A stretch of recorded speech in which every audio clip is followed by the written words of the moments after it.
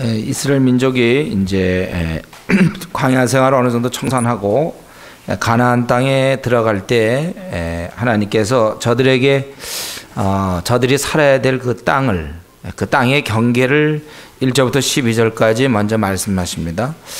남방 쪽에 7개의 지명이 나오고, 또 서편 쪽은 지중해니까 그냥 바다로 끝나고, 또 북편에는 이제 5개 지명, 또 동편에는 하살레날부터 시작해서 7개 이렇게 지명이 나옵니다.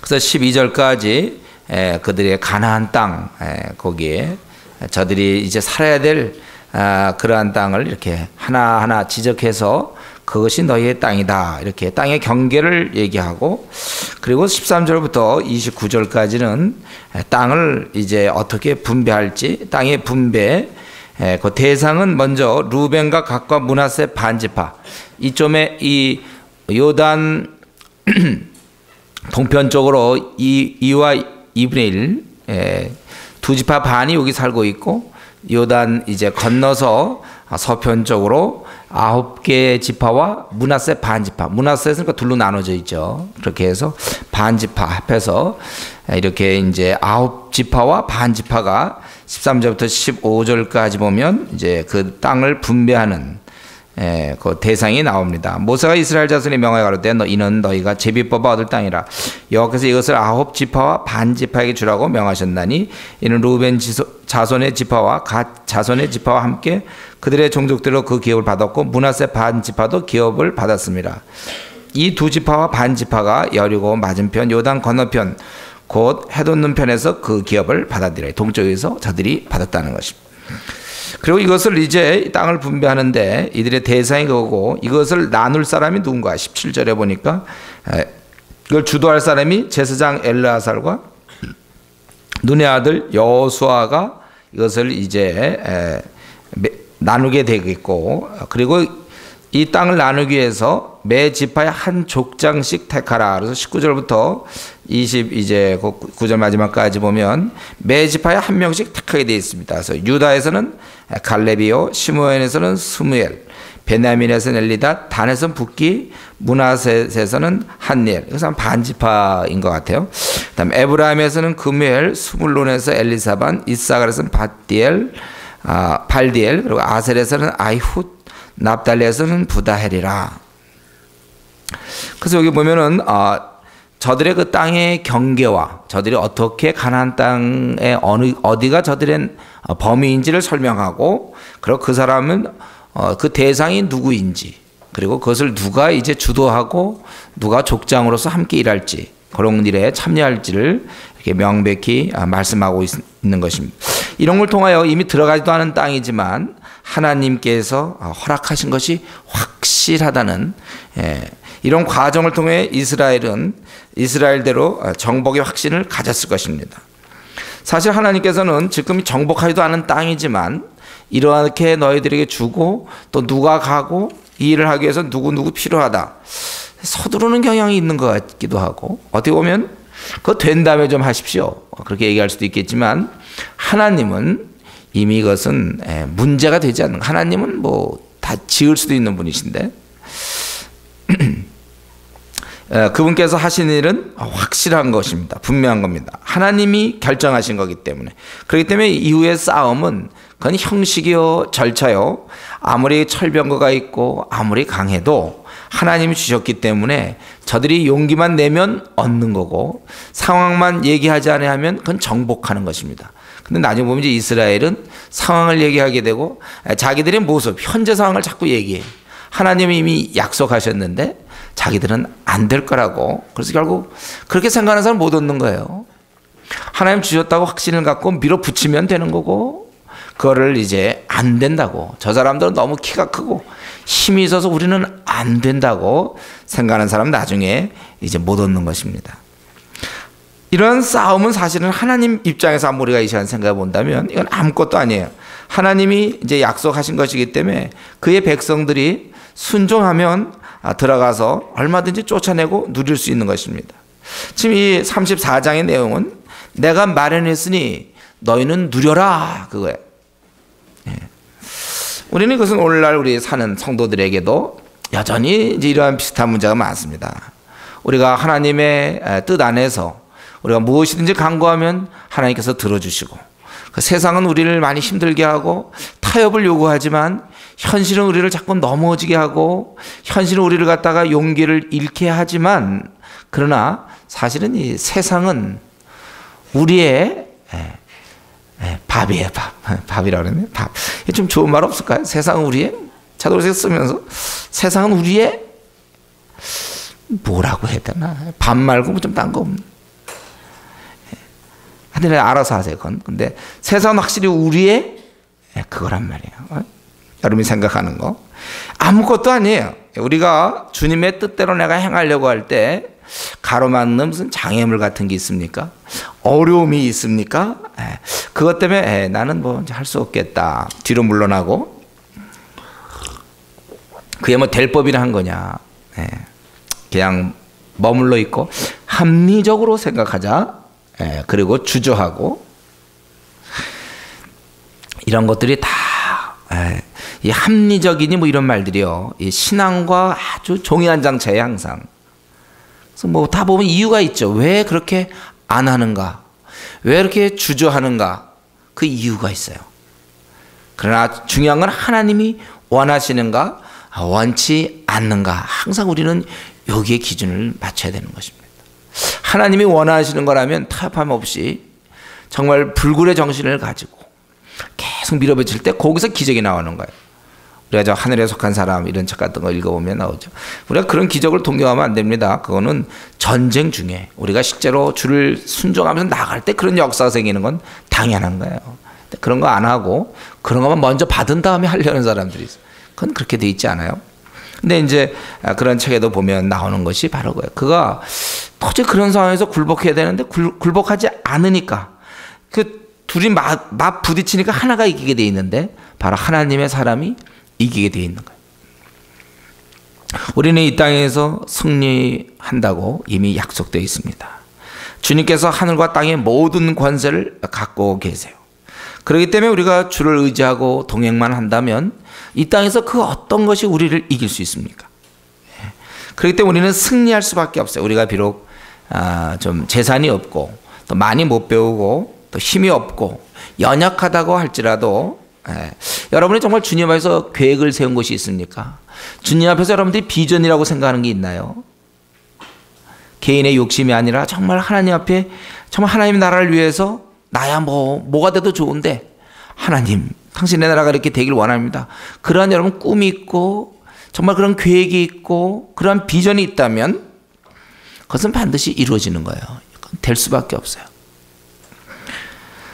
현실에 대해서 우리가 많이 얘기하지만 어쩌면 우리는 매일매일의 삶이 현실이냐 아니면 하나님 뜻이냐의 싸움일지 모르겠어요. 우리가 만약에 하나님을 의지하고 정말 이러한 하나님으로 믿고 하나님의 관점에서, 현재 그런 상황보다는 하나님의 관점에서 하나님을 기뻐하실까? 그렇다면 우리는 밀고 나갈 수가 있고 반드시 그건 이룰 수밖에 없는 것입니다. 열매를 맺을 수밖에 없어요. 그는 보람 있는 삶이고 만족한 삶을, 의미 있는 삶을 살도록 되어 있는 것입니다. 그래서 우리 예수 그리스도를 믿는 자는 아무것도 없어도 모든 걸 다 가진 자고 지는 자 같지만 이기는 자예요. 참 이것을 제가 해석하고 싶지 않습니다. 그냥 깨달으세요. 우리는 아무것도 없는 자, 그러나 모든 걸 소유한 자요. 지는 것 같지만 이기고, 무명한 자 같으나 우리는 유명한 자요. 바울 사도가 고백한 것처럼.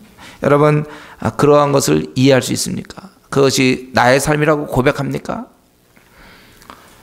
풍성한 삶, 내 위치라든가 내 현실은 참으로 이렇게 꼬이고 정말 별로 이렇게 소망이 없어 보이고 앞날에 비전이 없어 보인다 할지라도 그 삶을 가지고 있는 그 사람 자신은 굉장히 지금 풍성한 삶을 누리고 지금 굉장히 만족한 삶을 누리고 축복된 삶을 누린다고 고백할 수 있는 이 역설적인 이러한 삶, 이 삶이 정상적인 삶이요. 그렇지 않고 남들이 보기에도 지금 이래저래 꽉 막혔고 본인도 같이 막히고 그건 비정상이죠. 우리 신앙인들은 이런 환경과 현재 주어진 여건에 전혀 무관하게 내부적으로는 풍성한 삶을 살 수 있어야 될 것입니다. 세상에서 볼 때는 초라하고 아무것도 아닌 것 같아도 우리는 내면에는 절대로 깊은 자기만의 확신과 만족이 있어요. 이 삶이 지금 실패한 삶이 아니라 주님의 인도하는 삶이라는 고백이 있어야 합니다. 그러니까 요셉이 감옥에 들어갈 망정 갑갑하고 본인도 나오고 싶었을 거예요. 자기 젊음을 그렇게 보내야 되는가, 허송세월하는가 하고 있겠지만은, 비록 그런 나오고 싶은 마음이 있고 가깝은 했겠지만, 제가 믿기로 분명히 내 삶은 별로 이제 의미가 없다, 내 삶은 좀 소망이 없다, 좀 따분하다, 절대로 그렇게 생각하지는 않았을 것입니다. 지금 이제 객관적으로 볼 때, 가만히 자기의 삶을 볼 때 내가 좀 실패한 것 같고, 내가 좀 넘어진 것 같고, 내 앞날은 별로 보이지가 않고 오히려 보일수록 더 안 좋아 보이고, 혹시 내가 삶 자체가 참 이렇게 별로 이렇게 비전이 없어 보이는 그런 삶이라 할지라도, 여러분 우리가 주님을 부르는 그 순간부터 우리는 회복이 시작되는 거예요. 이 세상에 다 망한 것 같은데도 망하지 않았어요. 그분께서 선한 목자이시기 때문에 우리가 이 기도라는 건 그렇게 중요한 겁니다. 우리가 기도를 통하여 이 모든 것을 이겨내는 거예요. 우리 지금 여기서 말이죠, 이 34장에 지금 이런 말씀들은 뭐 땅이 이렇게 너희 거고, 또 그다음에 너희가 들어가서 지금 누가 이런 걸 하고, 여기는 다 갖지 말고 반지파 9지파 반은 여기 갖고, 뭐 막 이렇게 얘기할 수 있는 것, 이것을 이해할 수 있는 사람들은 바로 우리 신앙인들이죠. 지금 없다고 해서, 지금 막혔다고 해서 막힌 게 아니에요. 그러나 중요한 거는 이때 이들 마음속에는 사실 지금까지 이 이스라엘 백성들은 아무런 땅도 없이 그냥 광야만 돌아다니지 않았습니까? 그리고 지금 이제 그걸 앞두고 있는 상황에서 언제 저들이 땅을 자기들이 소유하고 누려본 적이 있습니까? 이제 그러한 그들이라 할지라도 이제 너희들은 이렇게 될 것이다. 왜냐하면 하나님은 약속하시는 분이고, 하나님은 이끌어 주시는 분이고, 하나님 우리를 누리게 하시는 분이고 승리하게 하시는 분이기 때문에 그래요. 그래서 우리가 지금 이 시대를 살면서 내가 지금 몇 년 좀 막힌 것 같고, 지금 당장 아니면 올해 또 이런 문제가 좀 있고 갑갑하다 하더라도, 그러나 우리의 삶은 그러나 여전히 하나님의 손에 내가 붙잡혀 있음을 확인하고, 그래서 우리는 기뻐하며 즐거워하고 어떤 승리자의 그러한 삶을 우리가 사는 것이 마땅한 것입니다. 이제 하나님은 아직 정복되지도 않은 그 땅을 나눠주신 이 하나님, 그분은 이제 또 들어가서 35장의 내용도 마찬가지입니다. 여기서 보면은 이제 두 종류의 사람을 배려하고 있는데, 하나는 주님의 일에 힘쓰는 레위인들이요, 또 한 사람들은 9절부터 나오는 자기가 의도하지 않았지만 무심코 실수하여 살인한 사람, 두 부류의 사람을 배려하고 있죠. 1절부터 8절까지 레위인, 여호와께서 여리고 맞은편 요단강가 모압 평지에서 모세에게 이르갔을 때, 이것도 역시 아직도 땅을 얻지 못한 상태에서 이제 얘기하는 거예요. 이스라엘 자손에게 명하여 그들의 얻은 기업에서 레위인에게 거할 성읍을 주게 하고, 너희는 또 그 성읍 사면의 들을 레위인에 주어서 성읍으로는 그들의 거처가 되게 하고, 들로는 그들의 가축과 물상과 짐승의 둘 곳이 되게 할 것이라. 너희가 레위인에게 줄 성읍들은 성벽에서부터 밖으로 사면 2000규빗이라. 2000규빗, 그러면 2000규빗은 대충 한 1km 정도 된다. 1km 정도. 규빗. 성을 중앙에 두고 성 밖 동편으로 2000규빗, 남편으로 2000규빗, 서편으로 2000규빗, 북편으로 2000규빗을 측량할지니 이는 그들의 성읍에 드리며, 너희가 레위인에게 줄 성읍은 살인자로 피케할 도피성으로 6성읍이요 그 외 42성이라. 너희가 레위인에게 모두 48성읍을 주고 그들도 함께 주되, 이스라엘 자손의 산업에서 레위인에게 너희가 성읍을 줄 때 많이 얻은 자에게 많이 취하여 주고 적게 얻은 자에게 적게 취하여 줄 것이라. 각기 얻은 산업을 따라서 그 성읍들을 레위인에게 줄 것이라. 여기 보면 이제 요거에 대한 자세한 기록은 여호수아 21장에 이제 요 42개 성읍이라든가 요거에 대해 자세히 나와 있고, 그러니까 전체적으로는 48개 성읍을 레위인이 얻게 되어 있습니다. 그 중에 6개의 도피성읍, 9절 이하부터 시작되는 6개의 도피성읍이 있죠. 그래서 가나안 땅, 그러니까 동편에서 38개 성읍이 있고, 동편이 아니라 서편 쪽에, 그리고 요단 동편 쪽으로, 그러니까 루벤, 갓, 므낫셋 반지파가 있는 곳에 10개의 성읍이 있고 이쪽에 38개에서 48개입니다. 그래서 이들은 이제 이 레위인들은 각 지파에서 흩어져 살게 돼 있어요. 이것은 묘하게도 야곱이 예언한 창세기 49장 7절에 보면 야곱 중에 나뉘며 이스라엘 중에 흩으리로다. 원래 이것은 약간 저주로 그렇게 한 거 아닙니까? 예. 시몬과 레위 사람들이 잔인하게 세겜 사람들 죽였을 때 그래서 저주한 것이지만 후에는 이 레위가 축복을 얻게 되고 오히려 흩어짐으로 이스라엘의 그런 영적 분위기를 이제 주도하게 돼 있는 거예요. 그러니까 그들을 주도하기 위해서라도 이제 흩어져 있는 것입니다. 그리고 이제 거기 9절부터 34절까지 이 도피성에 대한 규례를 얘기하고 있는데 살인자가 판결 전에는 죽지 않게 하려는 그 12절에 그런 의도가 있는 거예요. 자, 9절부터 보면 여호와께서 또 모세에게 일러 가라사대 이스라엘 자손에 말하여 그들에게 이르라 너가 요단을 건너 가나안 땅에 들어가거든 너희를 위하여 성읍을 도피성으로 정하여 그를 살인한 자로 그리로 피하게 하라. 이는 너희가 보수할 자에게서 도피하는 성을 삼아 살인자가 회중 앞에 서서 판결을 받기까지 죽지 않게 하기 위함이니라. 도피성을 만드는 건 뭐냐면 이 사람이 어떻게 무심코 실수로 어떻게 이렇게 했을 때 그런 사람들을 보호해 주는 거예요. 그래서 판결 전에 죽지 않게 하기 위함이라. 그리고 이제 판결을 났을 때 죽으면 이제 죽는 거죠. 그래서 너희가 줄 성읍 중에 6으로 도피성이 되게 하게 요단 2편에 3개를 주고 또 요단 저편으로 또 가나안 땅에 주어서 3성읍을 줘 도피성이 되게 하라. 그래서 6성읍을 주게 되는데 요단 동편의 3성읍은 이제 그 루벤 지파 쪽에는 베셀이고 갓 지파 쪽엔 길르앗 라못, 그리고 므낫세는 바산 골란을 주죠. 그리고 여호수아 20장 7절부터 8절에 보면 그게 나와 있어요. 그리고 가나안 쪽의 세 성은 납달리 쪽에 갈릴리 게데스, 또 에브라임 산지의 세겜, 유다 산지 기랏 아르바 곧 헤브론. 헤브론, 세겜, 게데스가 요단 서편에서의 세 지역이요. 요단 동편에서는 베셋, 길르앗 라못, 바산 골란 이렇게 6군데를 주는 것입니다. 그래서 이들로 하여금 도피하도록 그렇게 해서 살인자가 그리로 도피할 수 있으리라. 그런데 16절에 보면 이제 반드시 죽일 자가 있어요. 도피해서 하지만 반드시 만일 철 연장으로 사람을 쳐 죽이면 이는 고살한 자니, 그러니까 고의로 죽인 자라는 거죠. 의도를 갖고 사람을 죽인 거예요. 그런 자는 반드시 죽일 것이요.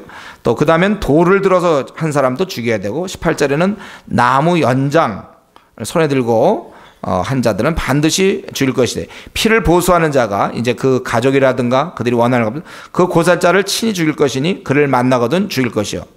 말 미워하는 까닭에 밀쳐 죽이거나 기회를 엿봐 무엇을 던져 죽이거나 원하는 일을 손으로 쳐 죽이면 그 친자를 반드시 죽일 것이니 이는 고살하였습니다. 의도적으로 죽였다는 것입니다. 피를 보수하는 자가 그 고살자를 만나거든 죽일 것이나. 그런데 이렇게 의도를 갖고 죽이는 경우와 그렇지 않고 원한이 없이 우연히 사람을 밀치거나 어떻게 했는데 사람이 죽거나 기회를 엿보면서 무엇을 그냥 던졌는데 지나가다 그 사람이 맞아 죽었다든가 뭐 이런 경우 있을 거 아닙니까? 그럴 경우에 보지 못하고 사람을 죽일 만한 돌을 던져서 죽였다 하자. 이는 원한도 없고 헤아려 한 것도 아닌즉 회중이 친자와 피를 보수하는 자간에 이 규례대로 판결하여 피를 보수하는 자의 손에서 살인자를 건져내어 그가 피하였던 도피성으로 돌려보낼 것이요 그는 거룩한 기름 부음 받은 대제사장이 죽기까지 거할 것이라. 그래서 그런 의도가 없이 사람을 죽였을 때는 그가 도피성에서 지내다가 대제사장이 죽을 때까지 머물다가 대제사장이 죽으면 그때는 그가 자기 고향에 갈 수 있는 거예요. 그러나 만약에 26절에 살인자가 어느든지 그 피하였던 도피성 지경 밖으로 나가면은 그 피해자의 가족들이 그를 죽여도 할 말이 없는 거예요. 도피성 안에서만 그는 살 수 있어요. 장차에 계시 우리의 이제 주님 안에서 우리와 비슷한 거죠. 그렇게 그래서 피를 보수하는 자가 도피성 지경 밖에서 그 살인자를 만나 죽일지라도 위하여 피 흘린 죄가 없나니 이는 살인자가 28절에 대제사장이 죽기까지 그 도피성에 유하였을 것입니다. 대제사장이 죽은 후에는 그 살인자가 자기의 산업의 땅으로 돌아갈 수 있느니라. 그래서 도피성에 이 사람이 우연히 죽은 것이 아니 자기가 그냥 우연히 어떻게 실수해서 그랬다면은 그런 도피성에서 살 수 있고 나올 수 있는 유일한 방법은 대제사장이 죽을 때 다시 고향으로 돌아갈 수 있는 거예요. 이 대제사장의 죽음을 대속 제물이 드려짐처럼 구약에서는 해석하고 있는 것입니다. 그가 하나님께 드려졌기 때문에 모두가 다 사면을 받는 이제 그런. 그래서 죽은 다음에 가면 괜찮아요. 그래가 죽지도 않았는데 자기가 괜히 도피성에게 너무 갑갑하다고 나갔다가는 얻어맞아 죽는 거예요. 그 원수들한테. 원수가 아니라 그를 피해자 가족들한테. 그때는 할 말이 없다는 거예요. 도피성 안에서만 그들은 참 생명을 유지할 수 있어요. 그래서 오늘 신약시대 때 어떻게 보면 우리랑 비슷하죠. 우리가 주님 안에서만이 우리의 삶이 이루어지고 주님 안에서만이 참된 만족이 있고 또 주님 안에서만이 우리의 구원이 있는 어떤 그런 모양 같기도 해요. 어쨌든 이것은 들어가서 정말 그 잘못한 게 없는데 고의가 아닌데 이런 것을 저들을 지켜주는 것이죠. 그리고 이제 만약에 사람을 죽인 사람의 경우 그 29절 이는 너희 대대로 거하는 곳에서 판단하는 율례라. 무릇 사람을 죽인 자 곧 고살자 의도를 가지고 죽인 자는 증인들의 말을 따라서 죽일 것이나 한 증인의 증거로만 따라서 죽이지 말 것이요 살인죄를 범한 고살자의 생명의 속죄는 받지 말고 아무리 그 돈을 많이 낸다 하더라도 그는 그 받지 말고 반드시 죽여라. 그래서 고살자를 죽일 때는 한 사람만의 증거로는 안 됩니다. 인간이 거짓될 수 있거든. 속일 수 있으니까. 그래서 이를 미연에 방지하는 거예요. 아무리 그들이 하나님의 자녀라고 해도 이렇게 속일 수 있다는 거예요. 그러니까 우리 하나님께서는 그런 걸 뻔히 보면서도 믿자 이런 게 아니라 두세 증인 두 사람 이상이 있어야 되는 거예요. 한 사람 말만 갖고 죽일 것이 아니라 보통 성경에 두세 증인이 있어야 된다는 거예요. 그래서 고살자의 속죄는 절대로 받지 않고 반드시 죽여야 되는 거예요. 여러분, 이 살인자는 반드시 죽여야 되는 게 성경의 원리입니다. 우리 사형제도 이거 반드시 있어야 되는데 오늘날은 이제 이 사형제도가 잔인하다고 인본주의 그래갖고 그걸 갖다가 철폐하려는 나라들이 많고 실제로 사형제도가 없는 나라도 있죠. 잘못된 거죠. 원래 창세기 9장 6절에 있잖아요. 뭐라 했습니까? 무릇 사람의 피를 흘리면 사람이 그 피를 흘릴 것이니. 그래서 사람이라는 것은 다른 사람에 의해서 그 사람의 피가 흘려져야 된다는 거예요. 누가 사람의 피를 흘리면 죽이면 그 사람은 다른 사람에 의해서 그 피가 흘려져야 된다. 죽어야 된다. 그거예요. 왜냐하면 사람은 하나님의 형상대로 지음을 받았기 때문에 아무나 죽일 수가 없는 것입니다. 그래서 우리 이러한 고살자, 의도를 가지고 사람을 쳐 죽인 사람은 반드시 죽여야 되는 거예요. 그래서 사형제도가 있어야 합니다. 우리 지금 자꾸 요즘 이러한 인본주의 때문에 이제 이런 게 자꾸 성경적 원리들이 무너져가는 거 볼 때 참 안타까워요.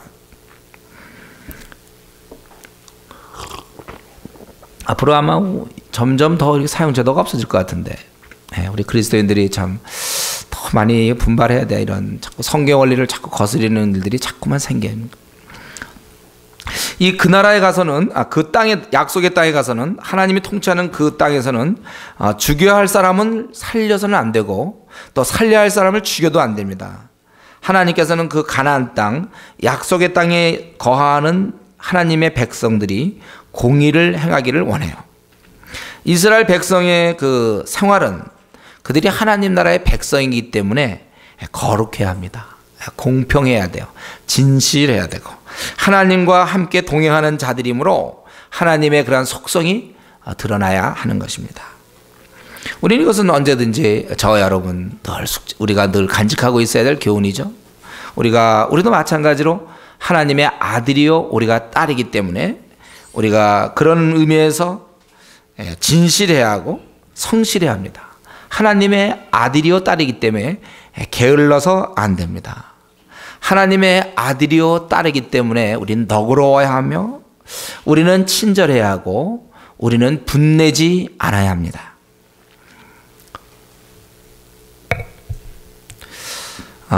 우리 하나님의 자녀이기 때문에 우리가 참으로 멋있어야 합니다. 우리는 하나님의 아들이요 딸이기 때문에 우리는 기쁨이 있어야 합니다.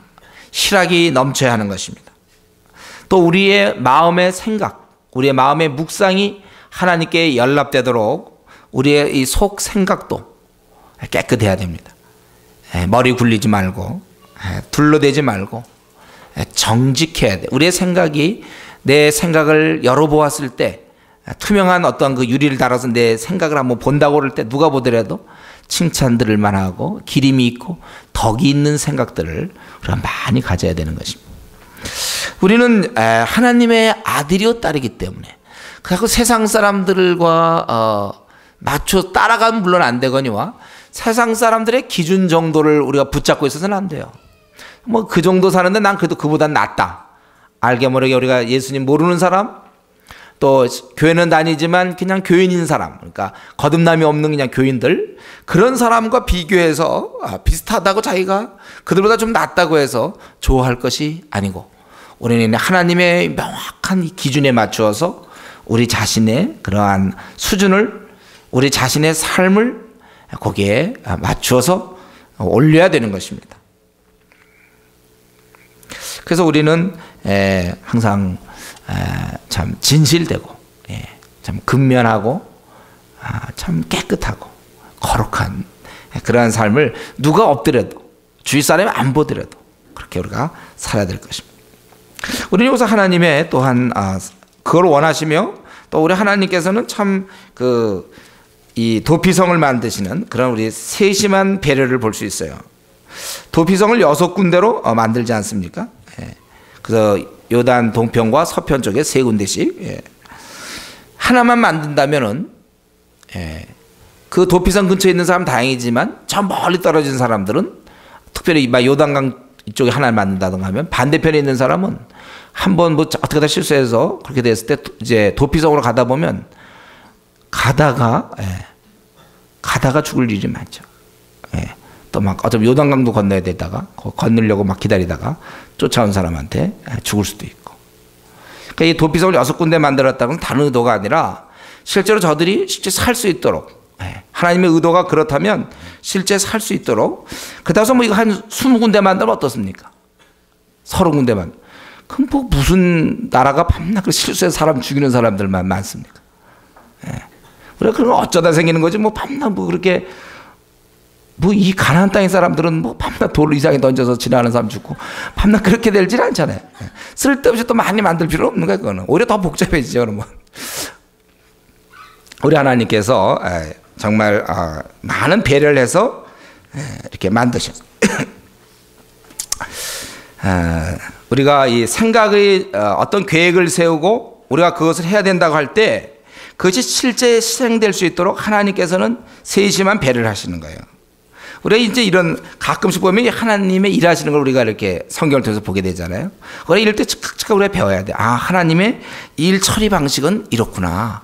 하나님께서 어떤 것을 했으면 그냥 그것만 목표만 좋다고 되는 게 아니라 그렇게 할 수 있는 보가 있다는 거예요. 항상 구체적인 시행. 우리가 이 주님의 일이라고 해서 그 절차라든가 그런 과정을 소홀히 해서는 안 됩니다. 어떤 사람은 대충 해놓고 자기가 믿음이 있는 양 아무렇게나 해놓고서 그냥 믿음이 있으니까 뭐 하나님이 해결해 주겠지. 이건 아주 안 좋은 태도예요. 우리 빌레몬서 같은 데 보면 바울 사도는 어땠습니까? 자기가 오네시모의 그러한 빚진 것을 다 계산하고 그건 내가 갚겠다. 내가 그건 해결하겠다. 그러나 아주 왜냐면 그렇게 안 해도 되거든요. 빌레몬과 바울은 워낙 가까운 사람이라 바울이 그냥 말 한마디면 끝나지만, 그러나 그 재정적인 피해 같은 거를 자기가 책임지겠다. 아주 이런 세심한 면이 있단 말이에요. 우리가 때때로 이 믿음이 있는 양 하고서 절차를 무시하는 사람들이 있어요. 그리고 약간 게으른 사람일수록 그렇습니다. 근면하지 않은 사람들은 하나님이 알아서 하시겠지. 뻔히 자기가 지금 뛰어야 되는데 안 뛰어놓고 아무렇게나 계획 대충 세워놓고 밀고 나가는 거예요. 그것이 믿음인 양. 좀 믿음 좋은 사람은 약간 계획을 좀 엉성하게 세워야 믿음이 좋은 것처럼. 그럼 하나님이 그걸 알아서 해주겠지. 우리 그건 성경적이지 않아요. 우리가 하나님의 일이기 때문에 우리는 할 수 있는 한 모든 지혜를 짜서 절차를 밟아야 되고 과정을 밟아야 됩니다. 성경에 그렇게 돼 있잖아요. 너희가 일하기 싫거든 먹지도 말라. 이런 것들이 굉장히 중요한 거예요. 믿음으로 말할 때, 그러니까 이런 주의 일이라고 생각하고 절차를 소홀히 하면서 그것을 믿음인 양 얘기할 때를 조심하라는 거죠. 우리 하나님께서는 저들에게 그 도피성을 얘기하고 그럼 아무데나 하나 딱 정해놓고 그냥 했잖아. 이게 아니고 실제로 그들이 살 수 있도록 6군데를 여러분 나중에 지도 보면 나오지만 아주 정확하게 대충 이렇게 봤을 때 아주 적정하게 분배를 해서 거기서 다 갈 수 있도록 그렇게 한 것입니다. 우리 신앙과 믿음과 우리의 행위에 있어서, 우리의 신앙 생활에 있어서 이런 면을 많이 우리가 신경 써야 됩니다. 우리 예를 들면 고등학생 같은 경우에 자기가 우리 지금은 저희 교회는 그런 게 없지만은 이전에 보면 이제 교회들 보면은 중고등부 토요일 날 행사가 많아요.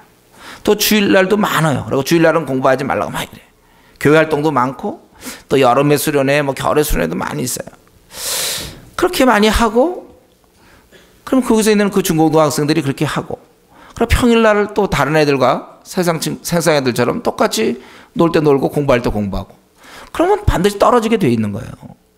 왜냐하면 그만큼 놀았잖아요. 토요일날 놀고, 아니 그만큼 공부를 안 했잖아요. 토요일날 안 하고 주일날 안 했잖아요. 이틀을 안 했으니 떨어지는 게 정상이죠. 근데 이제 어떤 생각하냐면, 그렇게 하면서도 자기가 주님의 일을 하기 때문에 원하는 대학을 들어갈 것이다, 뭐 이런 식으로 생각하는 거예요. 이게 아주 위험하고 안 좋은 생각들이거든요. 마찬가지로 대학생들도 자기가 학교에서 전공 공부 열심히 해야 되는데, 자기는 학교 선교단체에서 일을 많이 하기 때문에, 또 교회를 때문에 바쁘기 때문에 자기는 이제 전공 공부는 이제 이렇게 좀 덜하지만 취직은 될 거다, 뭐 이런 생각을 하는 거예요. 그래서 이제 떨어지면 하나님을 원망한다든가 이제 이러는 거죠. 논문을 써야 되는데 논문도 그냥 대충 하고 그냥 하나님이 해결해 줄 것이다, 뭐 이런 식으로. 저는 그래서 제가 이전에 그 학생 선교단체에서 일할 때 대학교 1학년들 딱 붙잡고서, 너희가 이 일을 하려면 도서관 다녀야 된다. 도서관 생활을 시작하면서 이런 일을 해라. 남들 놀 때 너희들은 공부하고 있어야지. 놀 때 같이 놀고, 또 걔들 공부할 때 우리는 선교단체에서 일하고. 그럼 뭐 어떡합니까?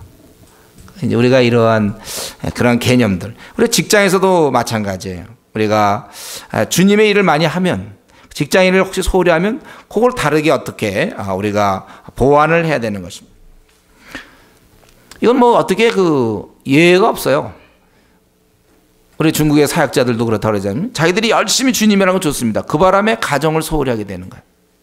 그래서 이혼하게 되고, 자식이 삐뚤어 나간다든가, 뭐 이렇게 얼마든지 그렇게 될 수 있어요. 이 남편과 아내 서로 부부간에 대화가 없고, 또 시간도 없어요. 그리고 자식들을 붙잡고 성경 공부를 시키지 아니하고, 목회자들이 그럴 수 있어요. 네.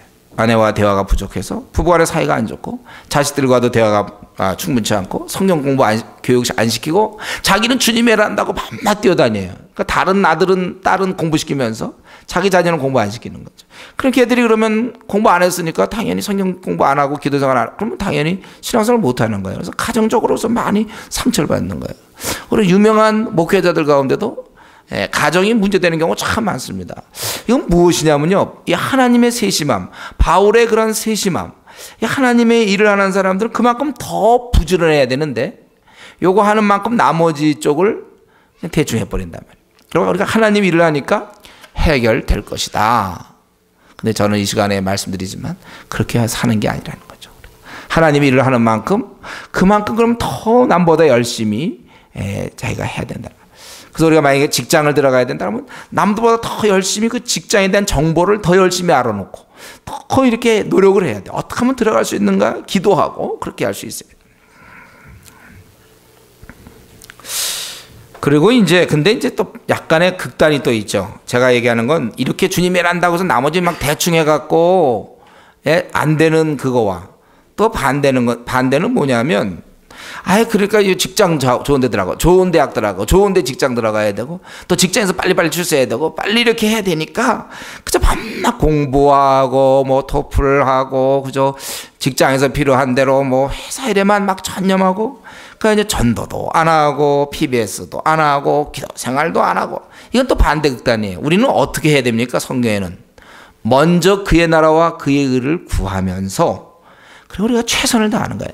그랬더니 내가 열심히 학생 선교단체에서 열심히 일하고, 또 나름대로 그 남은 시간은 또 최선을 다해 공부한 결과 A 나올 게 B가 나왔다면 그건 우리가 받아들인다는 거예요. 그러니까 그렇게 살아야 돼요. 내가 정말 직장에 하고 또 남들은 다 토플 하는데 나는 전도하기 때문에 시간을 그만큼 남은 시간 대신 우리가 굉장히 아꼈었죠. 최선을 다했는데, 그래서 내가 그러나 전도도 하고 성경 연구도 하고 교회 활동도 하다 보니까 토플 점수가 원래 원하던 것보다 덜 나오면 그걸 받아들인단 말이죠. 그래서 만약에 나중에 어디 외국에 나갈 수 있는 좋은 기회들을 자기가 뭐 몇 수리에서 밀려서 만약에 선진국이 아니라 뭐 좀 발달하지 못한 나라를 가게 됐다든가 그럼 기꺼이 받아들인다는 거예요 우리가. 문제는 지금 무슨 말씀드리는지 알죠? 내가 먼저 그의 나라와 그의 의를 항상 제일 우선순위에 둬야 돼요. 그리고 남은 시간은 무지 열심히 하라는 거예요. 이것까지 침범해 가면서 뭐 먹고 살 문제라든가 직장이라든가 그건 아니에요. 먼저 내가 생각할 때 이 정도의 일은 해야 되겠다. 그걸 정했으면 나머지 시간은 그냥 열심히 하고 그래서 그 시간이 절대 부족하기 때문에 A 맞을 거 B 맞는다면 그걸 받아들인다는 거죠. 내가 돈을 이렇게 한 100을 벌 걸 내가 뭐 70 벌면 그럼 70 벌고 가난하게 살겠다는 거예요. 항상 우리가 이러한 자세. 먼저 그의 나라와 그의 의를 구하는 가운데서 해야 된다는 거예요. 저는 우리가 항상 이 양극단에 서기 쉬워요. 주님의 일 한답시고 그냥 뭐 가정이고 뭐 다 하는 사람도 문제예요. 자녀 교육도 안 시키고 뭐 그냥 밤낮 이러고 주님의 일 한다고. 예. 그것도 문제예요. 또 반대로 또 우리가 이런 것도 돌본다고 여기에 하는 것도 둘이 우리는 어차피 시간상 둘이 부딪힐 수밖에 없는데 우선순위는 먼저 그의 나라와 그의 의를 구하고 남은 시간 그 대신 최선을 다하라는 거예요. 고등학생들 같은 경우 그 주일날 시간 뺏기고 토요일날 시간 뺏기면 남은 시간 최선을 다해서 그때 그 결과가 뭐 A, B, C, D, E, F, G 쭉 있는데 내가 원래 그 시간을 이용했으면 A 갈 수 있는 거를 내가 C 쪽으로 간다면 C로 갈 수 있고 이제 우리가 그러한 신앙을 가져야 된다는 거죠. 여러분 이것이 굉장히 분명해야 합니다. 하나님께 세심하게 하나님 세심하신 분 6개의 도피성을 갖다가 가나안 동편 3군데 가나안 서편 3군데다가 딱 만드신 우리 하나님의 이런 것들을 우리가 좀 볼 수 있어야 되겠습니다.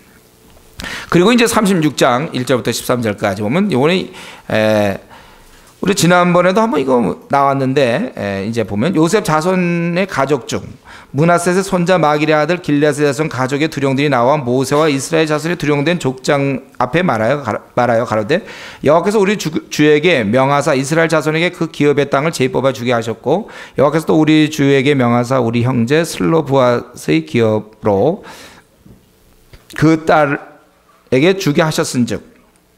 근데 이제 질문이 있는 거예요. 처음이가 한번 질문했죠. 만약에 아들이 없을 때 딸을 어떻게 할 것이냐.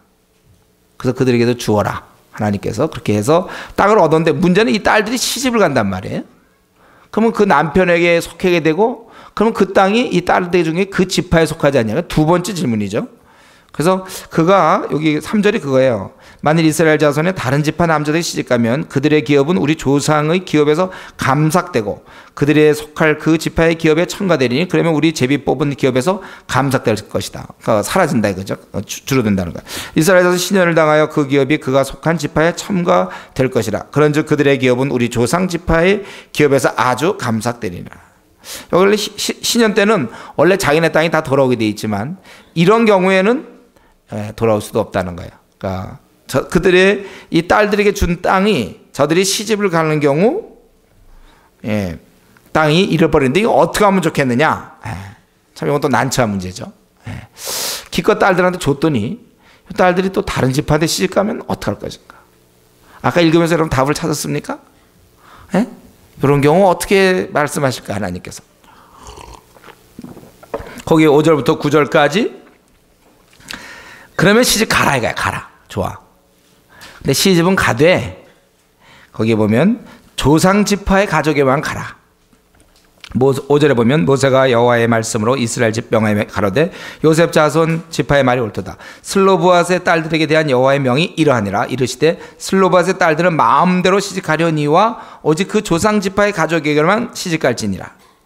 그리하면 이스라엘 자손의 기업이 이 지파에 저 지파로 옮기지 않고 이스라엘 자손이 다 각기 자기 조상 지파의 기업을 지킬 것이라 하셨나니 이스라엘 자손의 지파 중 무릇 그 기업을 이은 딸들은 자기 조상 지파 가족되는 사람에게로 시집갈 것이라. 그리하면 이스라엘 자손이 각기 조상의 기업을 보존하게 되어서 그 기업으로 이 지파에서 저 지파로 옮기게 하지 아니하고 이스라엘 자손 지파가 각기 자기 기업을 지키리라.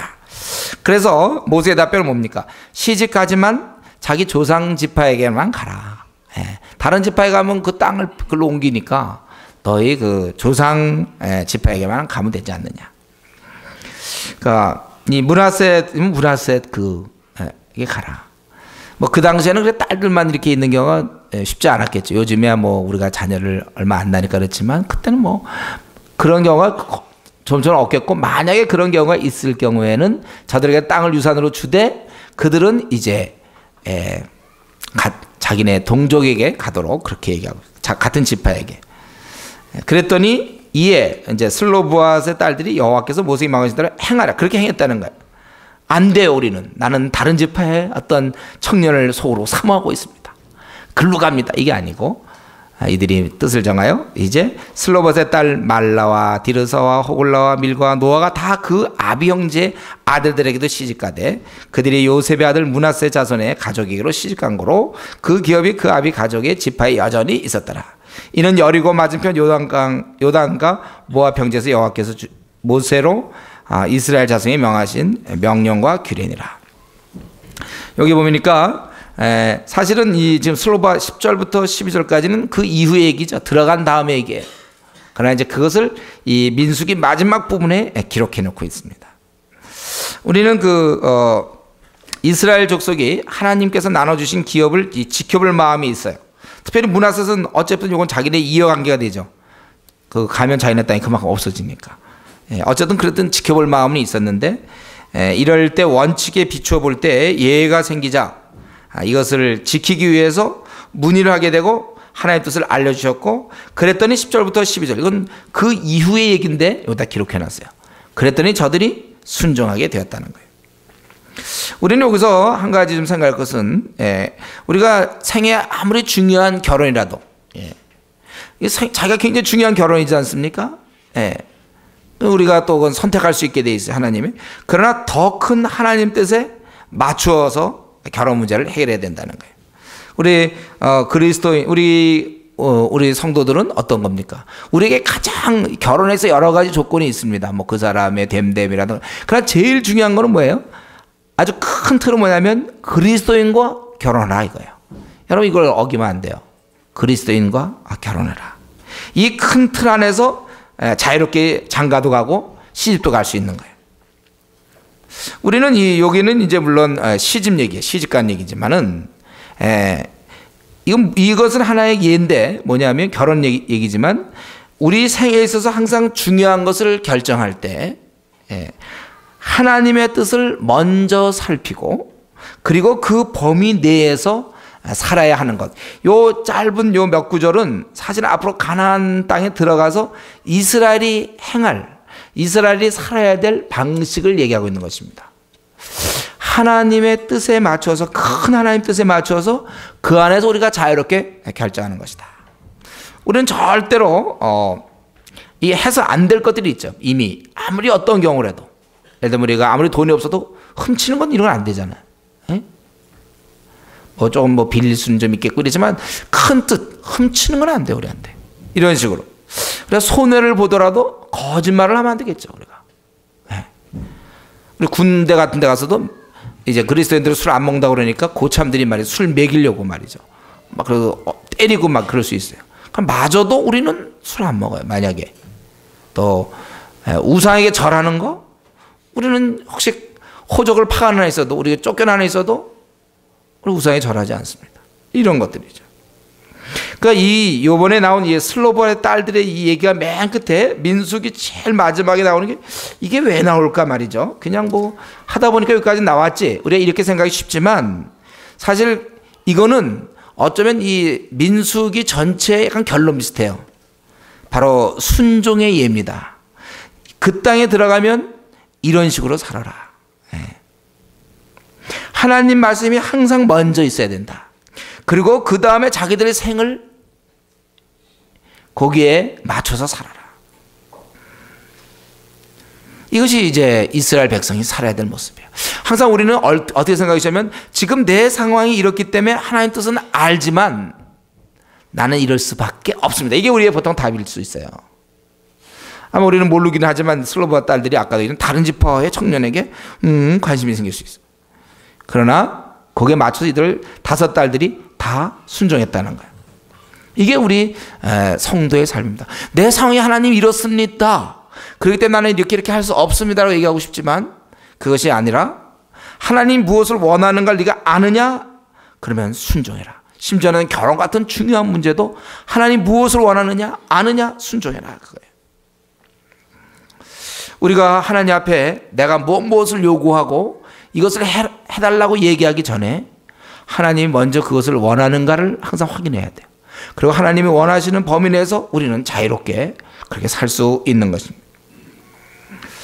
이것이 이제 민수기의 맨 마지막에서 보여지는 사실 총정리라고 볼 수 있습니다. 원래 우리가 민수기를 보면 처음에는 민수기 할 때 무슨 뭐 숫자가 나오고 막 이래서 좀 그랬죠. 그러나 제가 분명히 얘기하지만 민수기는 숫자가 나오는 게 제목은 그랬지만 numbers 이 숫자로 되어 있지만 실제로 이게 그게 아니라 저들이 그 하나님 앞에서 그 광야에서 불순종하며 저들이 그러니까 출애굽에서부터 가나안 땅에 들어갈 때까지 그 삶이 민수기입니다. 이 민수기를 가만히 보면 이 민수기가 왜 이렇게 구성되어 있는가? 이 민수기라는 게 왜 나왔나 가만 보면 결국 불순종이에요. 하나님께 대한 먼저 불순종. 그래서 저들이 가데스바네에서 그들이 불평하고 하나님께 불순종하여 38년의 허송세월한 내용이 이 민수기입니다. 하나님께 불순종하는 그 모습. 또 모세가 가나안 땅에 왜 못 들어갑니까? 그가 하나님께 불순종한 것. 이스라엘 민족이나 또 모세까지도 하나님께 불순종하여 가나안 땅에 못 들어가는 그런 것이 이 민수기에 기록되어 있는 거예요. 또 여기 불순종이 또 나옵니다. 이거 이 이스라엘 민족의 불순종뿐만 아니라 또 이 미디암과 아론 또 모세 세 사람이 이제 리더십을 행사할 때 특별히 미디암 아론이 모세의 권위에 대해서 또 불순종하고 대항했을 때 또 그때 문둥병이 미리암에 걸린다든가 그런 문제가 또 있고 또 이게 보면 여기 성경에는 또 고라의 반역 물론 반역이 나쁘지만 그러나 거기는 그 불순종이 있는 거예요. 하나님이 세운 지도자에 대한 불순종이 있는 것입니다. 고라의 반역 또 이들은 나중에 또 나와요. 뭐 있습니까? 그 원망하고 불뱀 사건 이것도 결국 하나님에 대한 불순종 때문에 얼마나 많은 사람이 죽습니까? 또 바알 부올의 사건 같은 경우도 바알 전염병으로 또 그들도 그러면 하나님에 대한 또 불순종. 저들이 행하면 안 될 음란을 쩔려고 우상과 함께 더불어 지내고 그래서 그때 2만 4천 명이 죽지 않습니까? 뭐 이런 것. 이런 전체를 통해서 이 민수기는 무엇을 보여주냐면 인간이 살아있음. 그러니까 아담 이후로 우리는 원래 우리의 모습은 불순종이에요. 대항하고 거역하는 거예요. 우리는 순종은 잘 안 돼요. 우리는 불순종의 아들들입니다. 원래. 누가 무슨 얘기하면 그냥 졸졸 따라하기보다 우선 거부하고 보는 거야 우리는. 요즘 그리고 이 영화라든가 드라마라든가 다 뭔가 좀 이게 튀어야 되고 거부해야 되는 분위기. 원래 우리는 기본적으로 불순종하게 돼 있어요. 그렇기 때문에 남편에게 순종한다는 건 불가능한 일이에요 사실은. 근본적으로는 불순종이 있어요. 성령이 능력 아니면 안 되는 것이죠.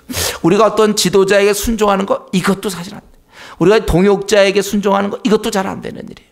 우리는 누구에게도 원래 순종하지 않는 아주 고집센 아주 그러면서 독립일지 모르죠. 하여튼 고집센 그러한 우리 자신인 거를 민수기를 통해서 배워야 돼. 왜 그렇게 말을 안 듣는지 왜 이렇게 고집이 센지 왜 이렇게 자기 방식으로 살아가는지. 그러니까 지금 세상 사람들 보면 다 자기 방식으로 다니고 모든 기준 절대 기준은 다 자기 기준 가지고 다 사람을 재단하고 있지 않습니까? 그러니까 여러분 정치인 되려면 너무나 자기가 혹시 욕을 안 먹었으면요 한번 여러분 정치인 한번 돼보세요.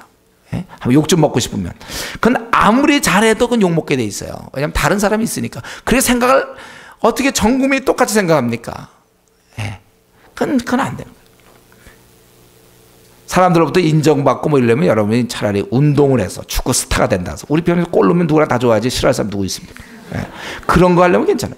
그러나 우리 인간은 근본적으로 어떤 생각이나 이 삶의 방향이 다른 심지어는 부부 간에도 안 맞는데요. 뭐 한 사람과도 못 맞추는 게 바로 우리 인간의 모습이에요. 왜냐하면 이것은 무엇을 의미하냐면 너희는 살아있다 그거예요. 아담 타락 이후로 이 불순종의 성향이 우리는 살아있는 사람들이에요.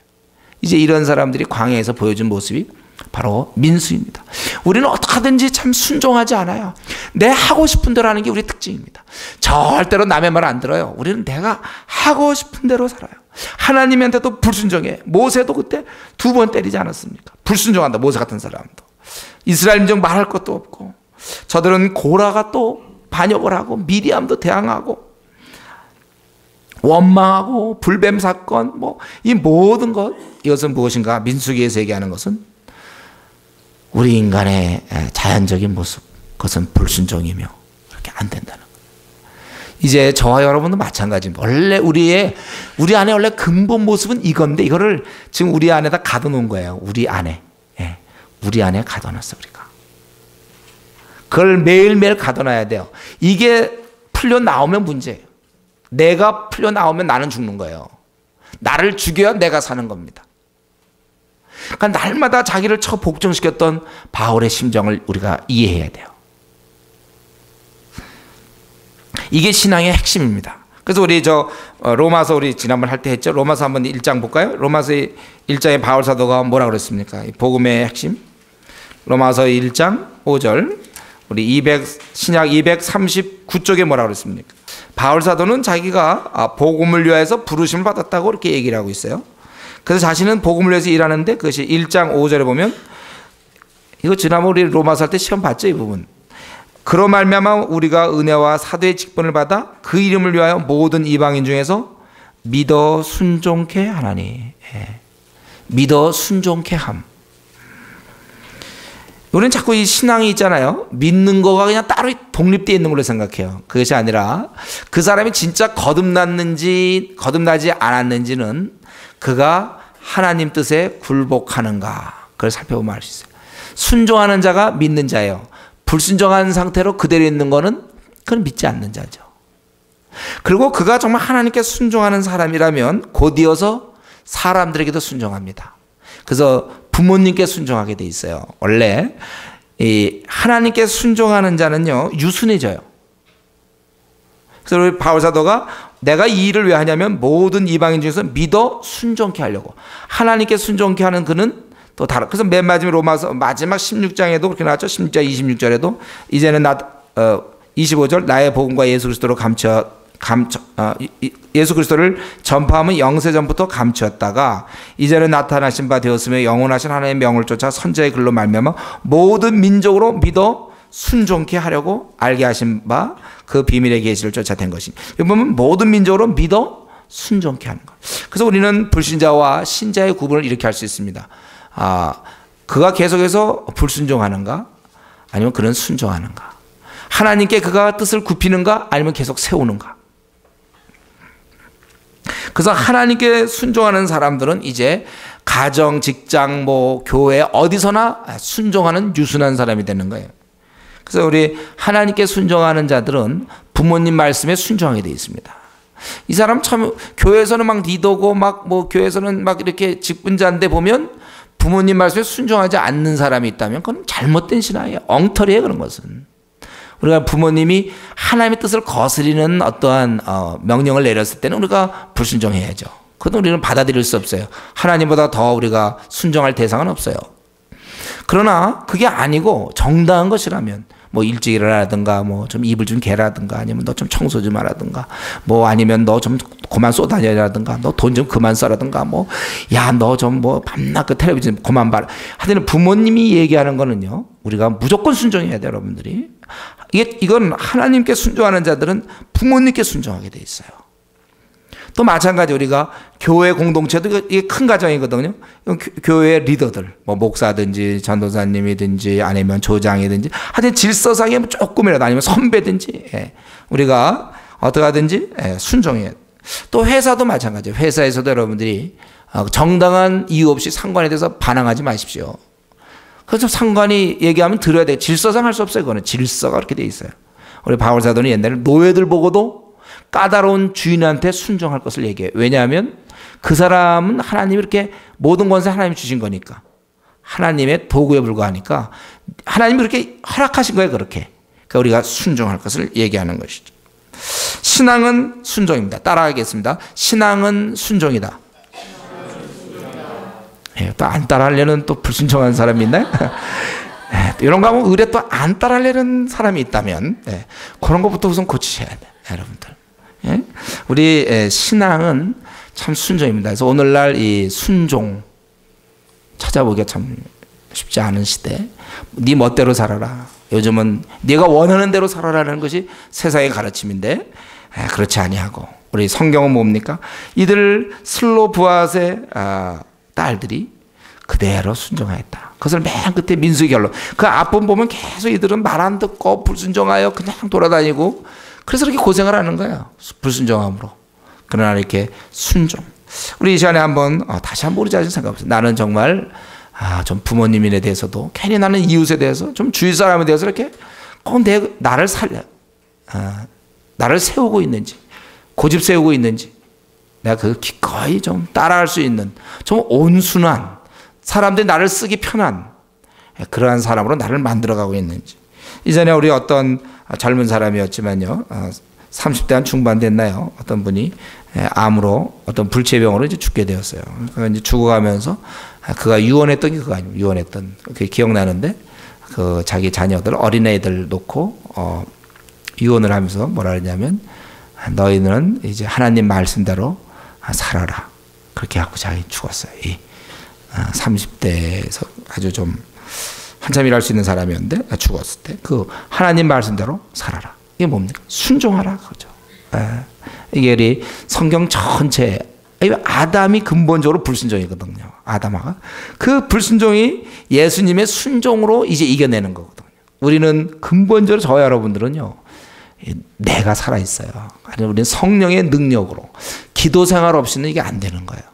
그래서 이것이 세상 사람들이 결혼을 하고 나서 금방 많은 문제가 생기는 것은 나부터가 불순종하는 사람인데 내가 어떻게 조화가 될 수 있습니까? 그런 달콤한 애정 그런 건 소용없어요. 몇 개월만 지나면 다 없어지는 거고 진짜 중요한 것은 이제 그래서 우리는 이 땅을 살아가면서 우리가 타협하지 아니하고 내가 하나님 앞에 하나님 말씀이 조그만 거라도 만약에 내가 보고 있고 깨닫게 된다면 이거 내 삶을 하나님이 원치 않는 거라고 깨닫는다면 바꿀 준비를 하고 정말 내가 철저하게 하나님과 또 이런 영적 질서와 가정의 질서와 또 사회의 질서들에 내가 순종하며 살겠다. 그렇게 결심하는 또 지금까지 어떻게 살았는지 모르지만 이제부터 나를 다스리며 내가 정말 온순한 자 되어 모든 사람에게 종으로서 살겠다. 결심하는 우리 성도님 되기를 바랍니다. 같이 한번 기도합시다.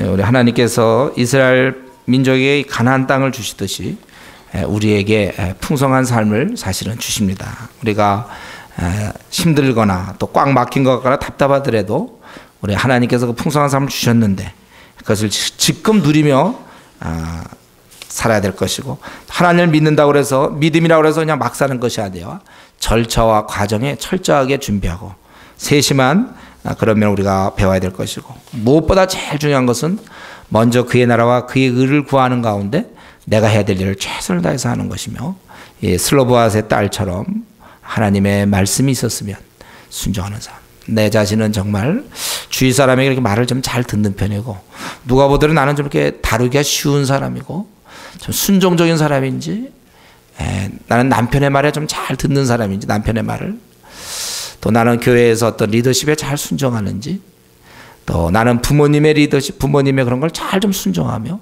또 조장의 말에도 좀 나는 좀 잘 따르고 한 공동체 일단 조장이 세워졌으면 자꾸 나는 딴소리 안 하는지 우리 또 직장에서도 또 나는 상관에게 기쁨이 되는 신실한 사람인지 우리 자신을 한번 들여다보며 또 새로 결심할 수 있기를 바랍니다. 기도합시다.